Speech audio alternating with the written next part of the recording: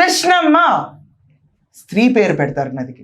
గోదావరి నడిబొడ్డున ఉన్న విజయవాడ, ఇంద్రకీలాద్రి మా కనకదుర్గమ్మ, ఇవన్నీ పెట్టి ఆఖరికి మా తెలుగు తల్లికి మల్లెపూదండ అని పాట రాశారు. తెలుగు తల్లిని కూడా అవమానించినట్టే కదా, అంతే కదా కాదా?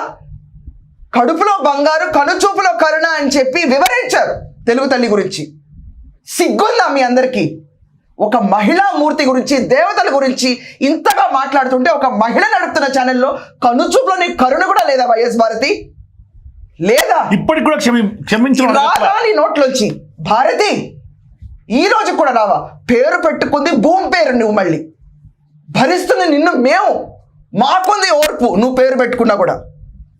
తీసుకొచ్చేసి మత రాజకీయాలు తీసుకొచ్చి హిందువుల్ని కించపరిచేటట్టు మాట్లాడతారా? అది ఎంకరేజ్ చేసిన ఈ సాక్షి ఛానల్లో ఈ ఛానల్ మీద కొమ్మినేని కృష్ణరాజుని దాకా సారీ కావాలంటే చెప్తా ఉన్న పరిస్థితి. కానీ మత దాడులు ఏం చేస్తావు? హిందూ మతం అంతా గాజు వేసి కూర్చున్నారా? నిజంగా ఈ రోజు బయటకు రావాల్సిన వ్యక్తి ఒకే ఒక్కరు, పవన్ కళ్యాణ్ గారు. సనాతన ధర్మం గురించి మీకు తప్ప ఎవరు మాట్లాడలేరు సార్. మీరు రావాలి సార్. లడ్డూలో కలుషితం జరిగితేనే ప్రక్షాళన దీక్ష చేశారు మీరు సార్. మీరు బయటకు రావాలి.